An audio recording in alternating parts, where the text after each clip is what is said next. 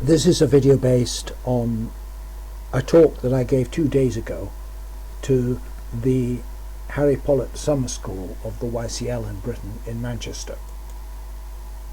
What I'm going to be talking about is the rate of profit, what makes it go up, what makes it go down, what the relationship is between profits and wages, between accumulation and wages, population growth and wages, and population accumulation and profit rates.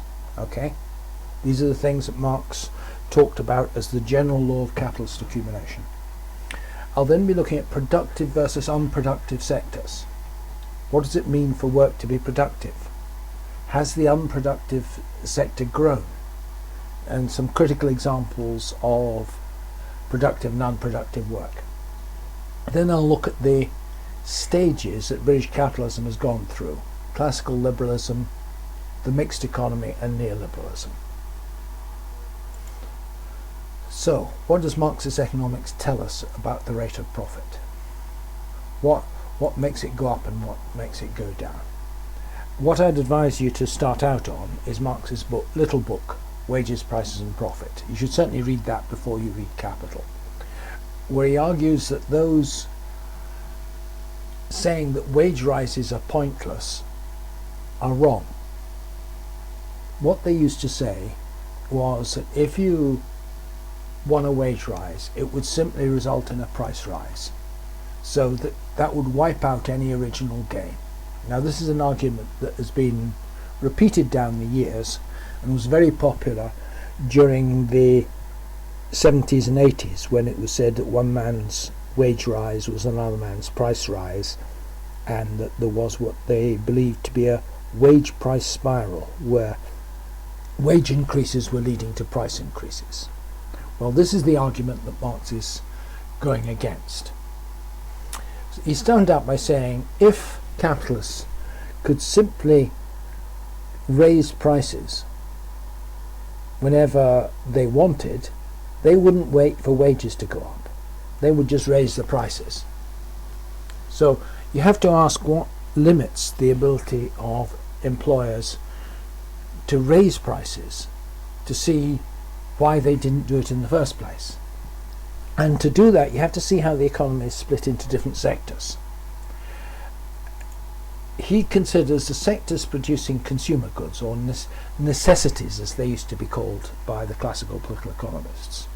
Secondly, a sector which produces luxuries which are just bought by the wealthy.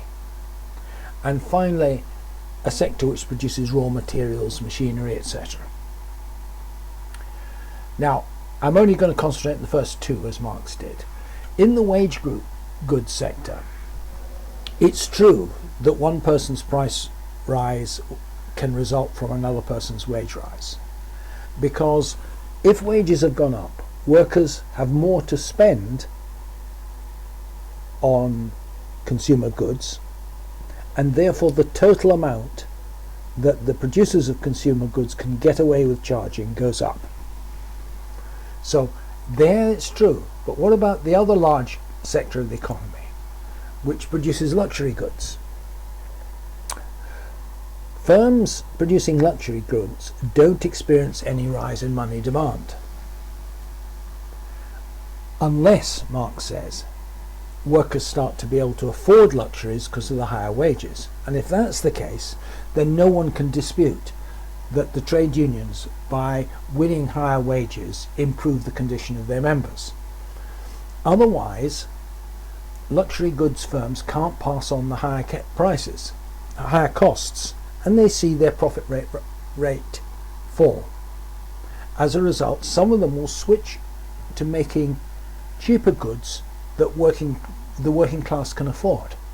This was very, very evident in the 1950s. If you go back to the 30s, cars were a luxury good. In the 50s, they became affordable to 50s and 60s. They became affordable to skilled workers with good unions. So you saw the mass production of things like the Ford Prefect and the Ford Cortina, etc., which were priced at a level that workers could afford, but they were types of goods which in the pre-war period they couldn't afford. And this coincided with a period when, due to strong trade unions, the share of national income going to workers went up. Now this graph S over V is basically profits over wages. It uses Marxist variables. But we see that there's a sharp fall in the ratio of profits to wages during the war and immediately post-war period. There's a straight line here because statistics weren't published during the war. So this is a log scale, very big reduction in the share of national income going to the upper classes.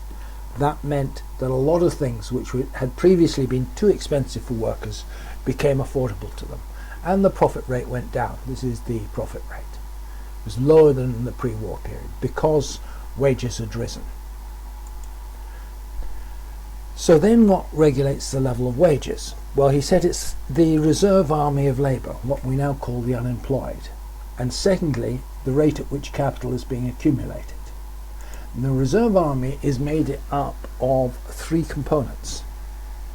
What he called a floating reserve army, a latent reserve army, and a stagnant reserve army. Speaking of the floating, he said in modern industrial centres such as factories, workshops, ironworks and mines, the workforce can fluctuate. Workers may leave and return in larger numbers, resulting in an overall increase in employment, albeit at a decreasing proportion relative to the scale of production due to the increase in productivity. In this case, the surplus population is floating. This is the cyclical reserve.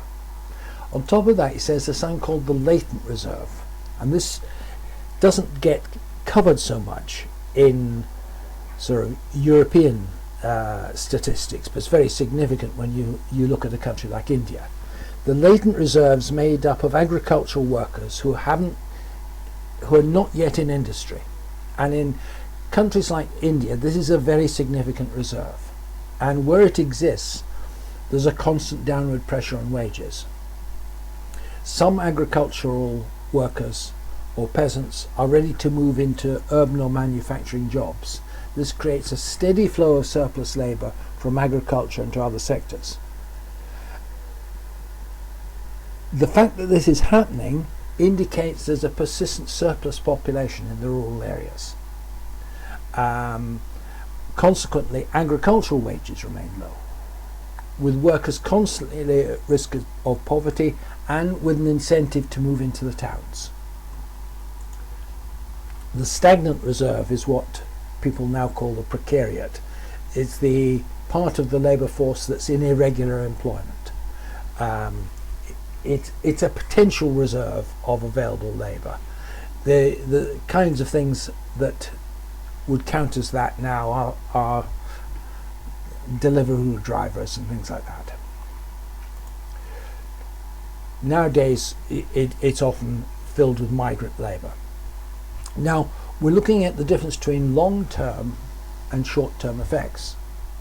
The long-term historical factor is the latent reserve army in agriculture. That determines the overall wage level in a country. And countries with large impoverished peasant populations always have low wages in the cities. And in the short term, it's the floating reserve of temporary unemployed that regulates wages. You can see this in the inverse, Marx points out.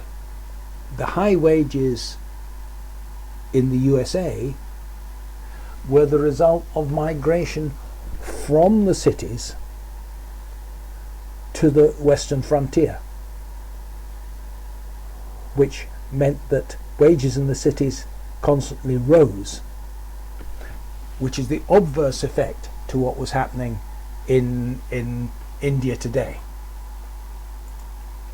Now, over a long historical period, the level of population is a determining factor, or was a determining factor.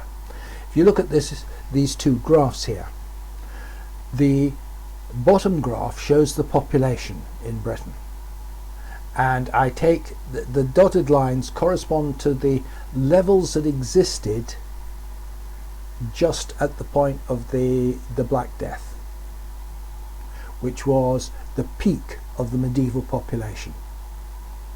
It collapsed after the Black Death and then went on declining because the plague kept returning. It then started to climb until the 1600s, and then in the late 1600s there was another outbreak of the plague and the population fell again.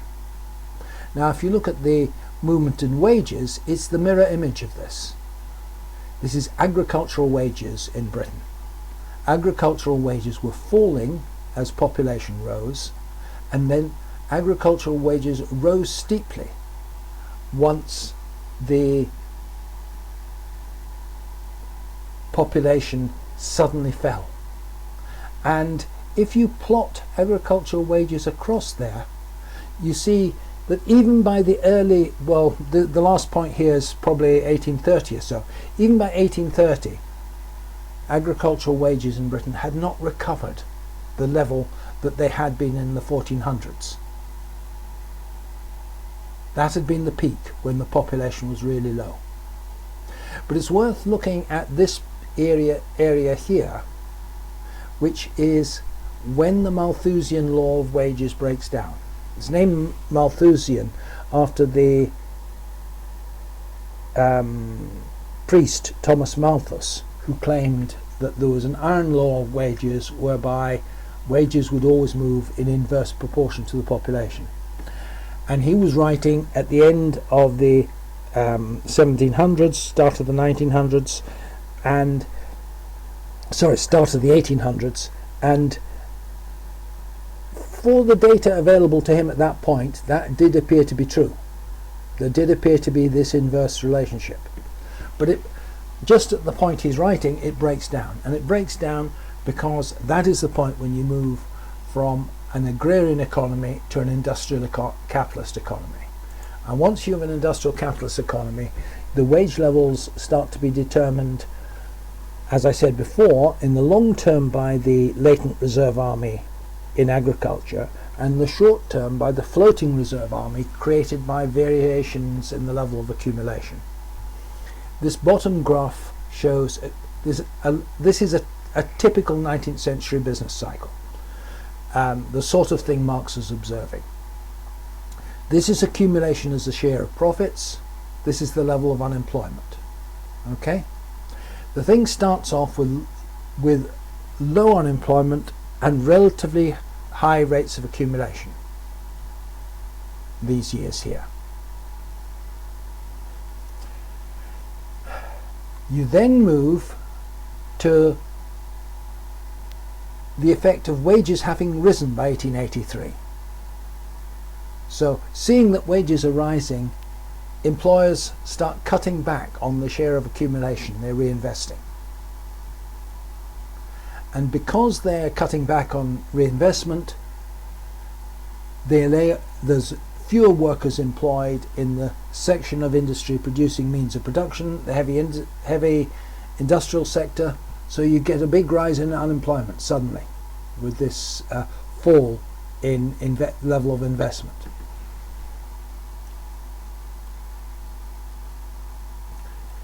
So capital is laying off workers.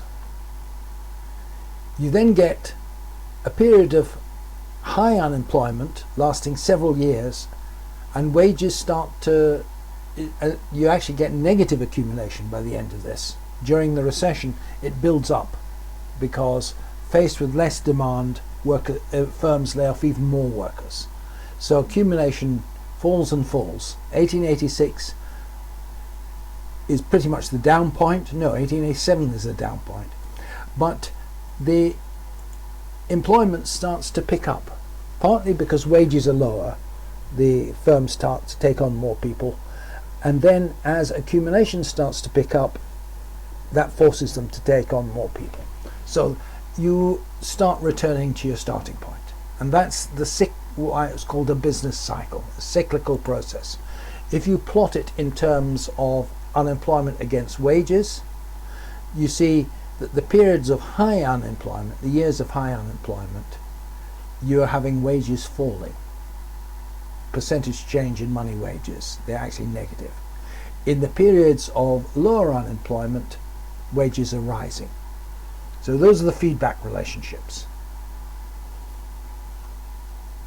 There is a more sophisticated set of feedback relationships which you can do by treating the whole thing as a set of differential equations and solving for that.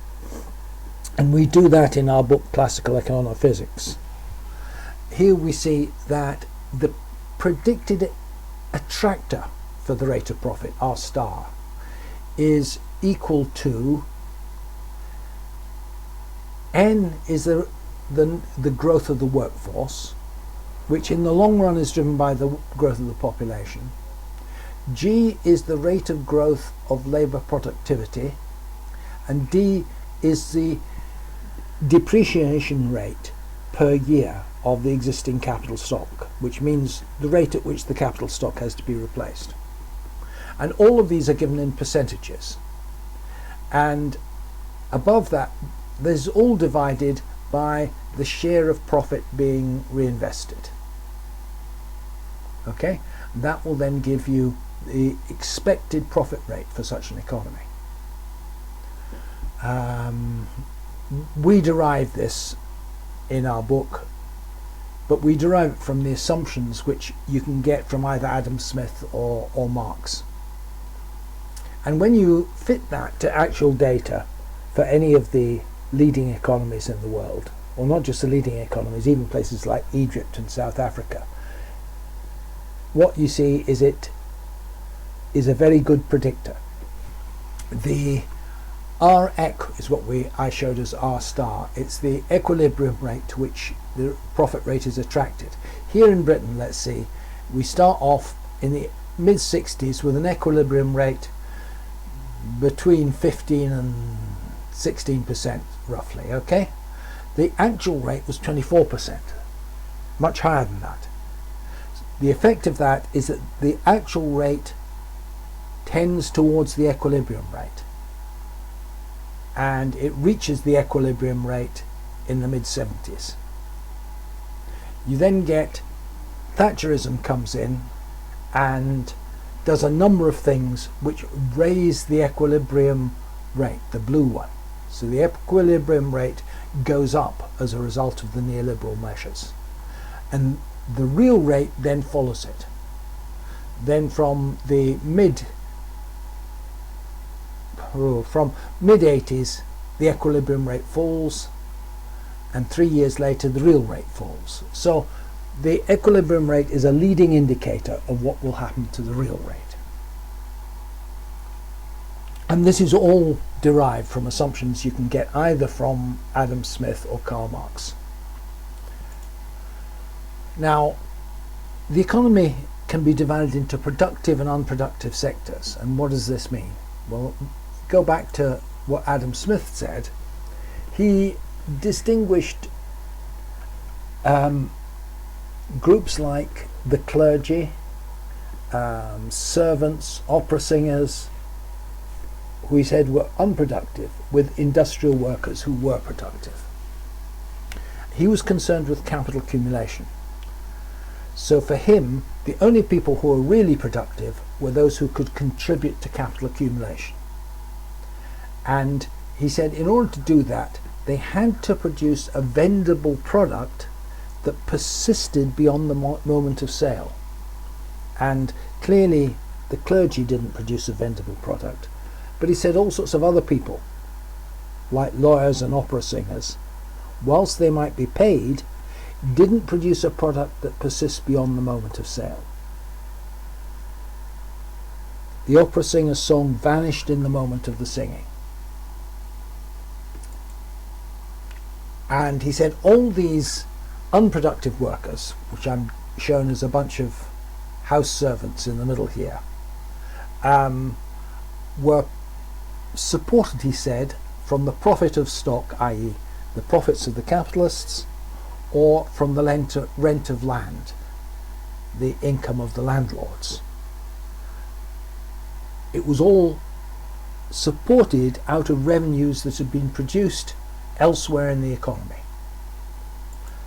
The key point is the unproductive workers are supported out of the revenues of the upper class, whereas the productive workers were the source of the revenues of the upper class. And Marx agreed with this. He said productive workers are anyone who produces a surplus for the capitalist class. Now let's have a look at this thing that Smith also said about vendible commodities. Productive work is that which fixes itself in a vendible commodity that persists. And services like clowns or opera singers, he said, vanish in the moment of their performance. Smith disagreed with this, and he said that actors and, by implication, opera singers could be productive, but if you think of Smith's standpoint, he's saying if a capitalist spends his income on servants, clowns, opera singers or prostitutes, then he fails to accumulate. Accumulation had to be either in the form of new capital goods, means of production, or it had to be in the form of the wage fund, the stock of necessities which would support workers for the rest of the year. Hence, immaterial services, he said, can't lead to accumulation. Now this obviously depends on technology. With the advent of microphones and record players, even opera singers could produce a persistent vendible commodities, and the record industry could become a new field for capital accumulation. So the distinctions that Smith was making were distinctions subject to the then existing technology. This is not quite what Marx said, because he agreed that servants, lawyers and clergy were unproductive, but he thought that if an opera singer made profits for a theatre, then they were productive. He also said that salespeople were unproductive, for example. Now, who's right on this? Well, you can look at some problem cases which people debate about. Well, lawyers and clergy are unproductive, but what about televangelists? What if they have a business which brings in a profit for them and they preach for a profit? They make lots of money. Does that make them productive? Well, most Marxists would say no. They don't directly create surplus value. They may facilitate capitalism because of the beliefs they preach, but anyone like managers, bankers, lawyers, religious figures who don't produce material goods are living off the material goods that other people produce. If the televangelists owned a printing house which printed Bibles, then the workers in the printing house would be productive, but the televangelists themselves just redistribute their wealth. Now, it might be said, well, televangelists and bankers are profitable, but profitability, according to Smith and Marx, is not the same as productive labour. He distinguished what he called profit on alienation, making money through transfers, from profit which arose from production. So, like a landlord charging rent, televangelists can extract wealth without contributing to wealth creation. And that the same could be said of bankers in the financial sector. What about baristas? Well, some left-wingers in America claim that baristas are unproductive. But I don't see that's a credible position. If they're preparing food and drink, they're doing something productive. They're producing something. They're doing physical work to make a physical commodity. And it persists beyond the moment of sale. The fact that people drink the coffee in the next 10 minutes doesn't matter. All food ends up being eaten or drunk. And if you were to say the fact that someone is going to eat it means it's not productive, then whole of agriculture would disappear and say it was unproductive. They produce a commodity and it's consumed by the general population, and they produce surplus labour, which makes profits. Let's look at that by doing some costings for Costa. Last time I looked at this, a flat white at Costa costs £3.90. A cup of coffee requires 10 grams of beans, and coffee can be bought for £10 a kilo, so we're talking about 10 pence. A flat white has 200 ml of milk, which would amount to about 14 pence. You've got to boil the water. I estimate you can boil the amount of water required, well, count both the water and the milk, which is going to be heated up by having steam pumped through it. Maybe 5 pence on energy. Paper cups can be had for 6 pence. So the actual raw materials amount to 35 pence. The rest of it is value added by labour, which, given if they were on the minimum wage, maybe they're paid a bit more than the minimum wage, I don't know.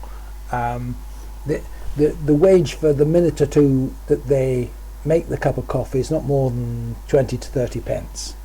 So there's a big surplus going to the owning classes. Some of it goes to the renter, the landlord that rents the property out. Some goes to the owners of Costa. Now other people say, oh, it's not. When I said that before, I got comments. The real reason was due to rents, they said. Well, the problem is that according to the classical economists, whether Smith or Marx, rent is not a source of value. Instead, it's paid by the surplus labour done by productive workers. The idea that a landlord sitting at home collecting rent once a month is doing the work that creates the value is unrealistic. Landlords collect the rent, but it's paid for by the surplus labour done in the shops. Well, other people say, oh, no, it was the exploited farm workers in Costa Rica that created the value. Well, the problem is I've already accounted for the cost of the coffee going in there. If you were just looking at the coffee beans and you're saying the value of that cup of coffee is set by the coffee beans, then coffee beans would be selling at a much higher price to the general consumer, not just they're not sold at a high price to Costas. It's clear that no, the value of the beans doesn't include the extra cost there. So yeah, what I'm saying is that even things which are not factory work, things like workers in the fast food industry, that's productive work. Let's look at the stages that capitalism has gone through in Britain. And the first stage is liberalism. And that itself will divide into 3 phases. The 18th and early 19th century, the 19th century up to the 1914, and then from that should read 1918 to 1939. In the first phase, what was happening was machinery was being applied to consumer goods. It was being applied first to the production of thread, then to the production of cloth, which are consumer goods which entered into general consumption. And the capital to labour ratio, what Marx called the organic composition, tended to rise during this period because this type of machinery is much more expensive than a spinning wheel. But the extra capital cost of the mills and the equipment was offset by the rapid rise in productivity, which meant that workers could be paid a lower money wage yet get a higher real wage because the cost of consumer goods had gone down. Consumer goods textiles, coal, food and drink manufacture. All these areas were showing increase in productivity. You were seeing the first mechanical reaping machines coming in agriculture. You were seeing steam engines being employed to pump water from coal pits and haul up the coal. So the investment was going into things which were primarily consumer goods. From the mid-19th century onwards, you got a lot of investment in improving the productivity of capital goods.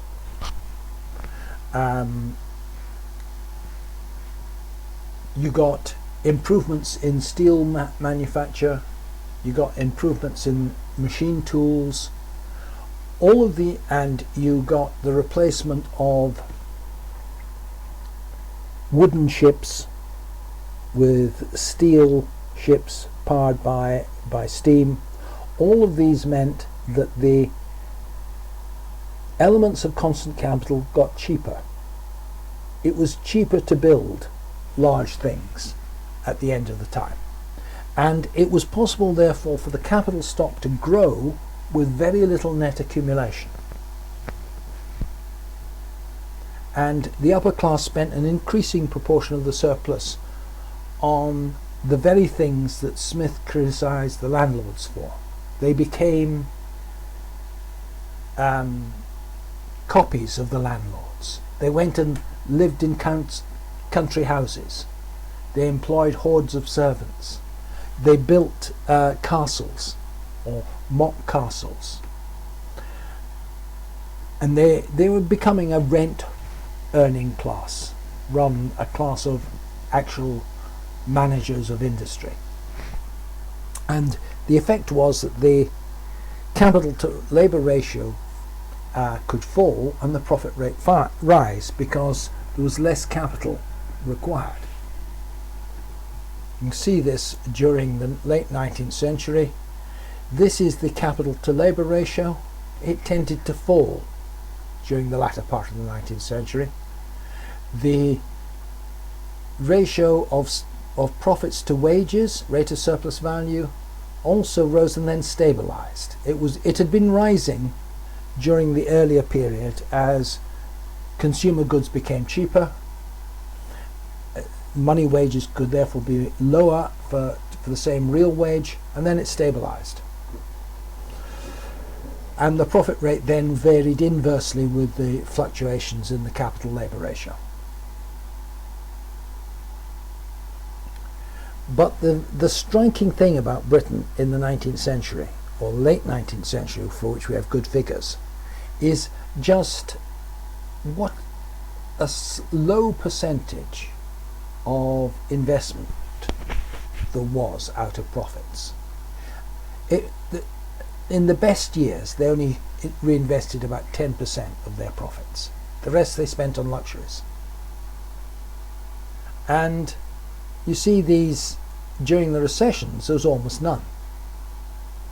Then, at the end, probably due to competition with Germany and America, they had to invest more. And the share of investment out of profits went up to about 15%. The rest of the period, they'd been putting their money into things like this: decorating it in bad taste, travelling in luxurious trains. But what had been going on behind the scenes was that the latent reserve army had been running out. It starts out, this is the percentage of the population that lived in towns in Britain over about 150 years. You can see the urban population was steadily rising until about 1900. So there was a steady flow of poor rural workers into the cities of Britain. Some of them were coming from the English countryside, some from the Scottish Highlands, which were being depopulated, some were coming from Ireland, where they were driven out by poverty. And this led to a steady rise in population in the towns available to be employed. when that happened, the balance of class forces shifted and the whole society started to change. You got the formation of general unions. Before that, you could only have trade unions for specialized crafts where it was easy to restrict entry. Once there was a general shortage of labour, then it was possible to form unions like the Transport and General Workers Union. And you got a big wave of strikes leading up to 1914. And you got the realignment of politics between the working class and the capitalist class, whereas previously, in the 19th century, politics had been between the liberals, who represented the industrial manufacturers, and the Tories, who represented the landlords. So old liberalism faded away and went into crisis. This is shown most clearly in the collapse of the Liberal Party. It had been the natural party of government in the 19th century. It collapsed and was replaced by the Labour Party, and the Tory party also. Tory share of the vote also declined. So we entered into a new period in which politics were driven by class conflict. If you look at the interwar period and look at accumulation as a percentage of profits, it's again very low. It's even worse than the 19th century. And after the Great Recession of 1929, it completely collapses. So during this period, the real capital accumulation was essentially nothing. You had 20 years during which the capital stock stagnated. And it didn't just stagnate, it declined. Because allowing for depreciation, you had less and less each year. This is the capital to labour ratio here. So some of the fluctuation there is due to fluctuation year to year in employment, but if you plot it, the trend line is down, down, down. But the upper classes did well enough, because the high levels of unemployment in the 20s and 30s meant that they got a rising share of national income. This is their share, and that's the profit rate that results from it. And that's all due to mass unemployment during those years. So you have real stagnation, but apparent prosperity for the upper class. You can see this very clearly in the history of the Clydeside.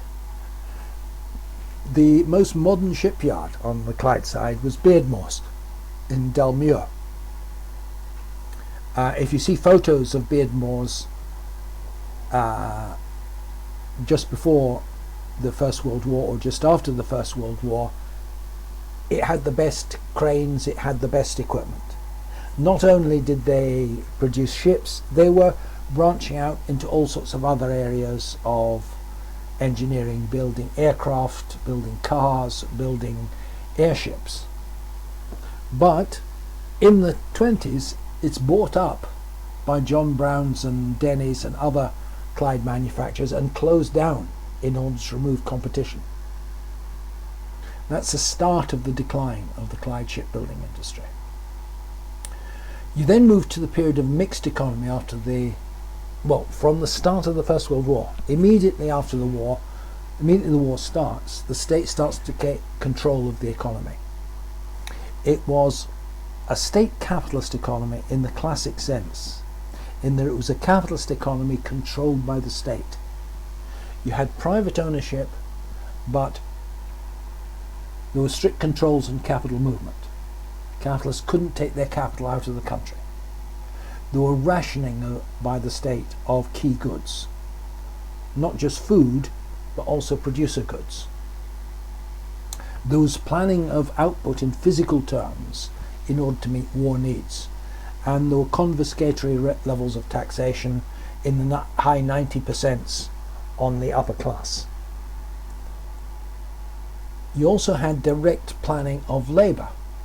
Labour was directed from one area to another. Now obviously the biggest thing was to direct large numbers of workers into the armed forces. On the other hand, you also got a huge increase in the workforce in metal engineering, vehicles and shipbuilding. Lots of other sectors went down. This black one is the distributive trades, fewer people employed in shops. The blue one, miscellaneous service sector, went down. You'll find financial sector went down. So there was a redistribution of the workforce both to the armed forces, which is unproductive, but another big redistribution of the workforce into productive industry. And this continues in the post-war mixed economy, when you start getting major sectors of the economy taken into state ownership. The controls on capital movement are retained. You couldn't take money out of the country. I remember when I was a child in the 1960s and we went on holiday to France, my parents had to have a stamp in their passports to show that they weren't taking more than £50 out of the country. The Bank of England was nationalised and controls were imposed on consumer credit, so credit was directed towards industrial development. There was also obviously a big expansion in free services, free education, free healthcare. And the state carried out high levels of investment directly in infrastructure in order to ensure full employment. You had directly communist principles like the NHS, which was copied from the Russian model of health service. You had socialist principles like the nationalised industries, and in other industries like power plant construction, road construction, although they were owned by private engineering firms, they essentially worked at the behest of the government, who set the terms under which they were going to operate and gave them the orders. I think it's in many ways similar to what exists in Vietnam or China now, except perhaps Britain had a larger communist sector than Deng's China had. And the striking thing about it is this did much better than the neoliberal period. The French refer to the corresponding period in France as the 30 glorious years. You can see that in two terms. One is that the growth in labour productivity was much more rapid than it had ever been before, 3.5% a year over that period. During the entire period from the 1850s up to then, it was about 1.25% a year. Since then, it's been 1.9% a year during the neoliberal period. And why did that happen? It's because the state ensured that a very large proportion of all profits were reinvested, rather than being spent on luxuries. There were special luxury goods taxes. Now again, if you look at it in terms of unemployment levels, this is the trend of unemployment levels during the, well, we're going from 1860 to 2015, okay? Very long period. That is the pre-First World War average level that it oscillated around. We see that there are two really bad periods. The period of the interwar crisis and the period since Thatcher came in, when you had above Victorian levels of unemployment, whereas the semi-socialist period had very low unemployment in comparison. And as a result, the share of national income going to workers as opposed to capitalists went down. This is the share going in of national income going in wages. During the planned or regulation period, it is on a slowly rising trend. During the period of the 1920s and 30s, or the neoliberal period, it's on a declining trend.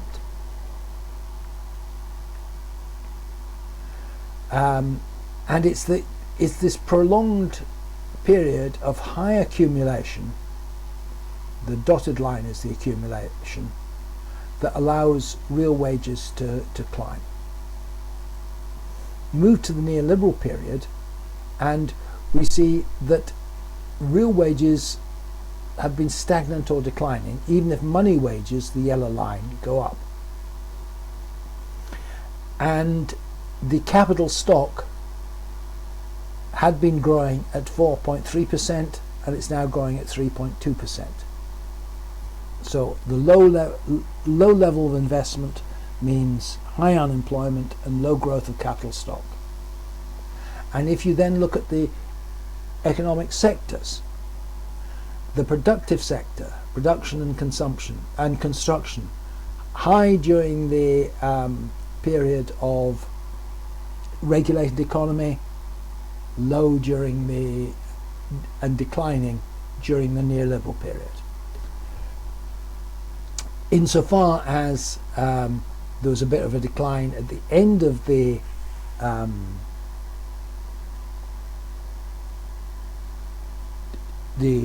planned economy period, it's due to the increase in education, health and social work. The problem is financial services, business service, rent and real estate. They absorb a bigger and bigger share of employment. And this is a less productive sector or unproductive sector, and you move to an economy based on rent seeking rather than production. This is particularly clear when you look at the case of rent on housing.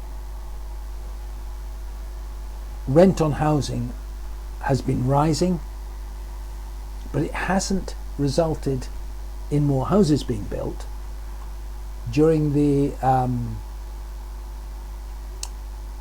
neoliberal period, you see the rate of house construction is far, far lower than it was during the period of planned economy. It's a self-fulfilling prophecy. Build fewer houses, landlords can charge more rents, the financial sector can pump credit in and boost the price of these houses, therefore the financial sector can charge more on mortgages. Now, why did we end up going into neoliberalism? Given that the mixed economy had such good performance, why was it retrospectively presented as a disaster? Basically, class conflict became more intense. Rapid accumulation leads to economic progress, but the high capital to labour ratio depresses the rate of profit. And full employment raises the wage share, which also depresses the rate of profit. And also, this was beginning to be felt in the 1970s and became much more significant. Afterwards, there was a secularizing rent as a share of surplus, and therefore more was going to the landlords and less to the capitalists. As a result, the residual private sector of the economy went into a severe investment slump in the 1970s. Now, what might have been done? Well, there had been moves towards a more socialised economy. Outside of Parliament, the Communist Party was advocating it. Within Parliament, the Labour left was advocating it. But there were basically two ways out. You either had to move to a situation where the state ensured that investment was occurring in the sectors which were still private, and it would have to have done that probably by financing investment out of general taxation, or you had to restore the old liberal doctrines, which is what was then known as the Selsdon Man wing of the Tory party advocated. By the 1979 election, the Labour Party had abandoned its idea of radical change of the economy, and the only people advocating a radical change were the Conservatives under Thatcher, and they won. And this indicates you can't really have a successful socialist party without a theory of political economy, about a theory of the structure of the national economy and how you want to change that. Back in the 50s and 60s, the Labour Party had that. I mean, Wilson himself was a prominent Keynesian economist before he moved into politics. And if you read some of his earliest pamphlets, they're on how to get out of the debt crisis caused by the war debt, for example. They had that at that stage. They didn't develop a replacement for it when the contradictions implicit in Keynesianism came to the fore. I'll stop at this point.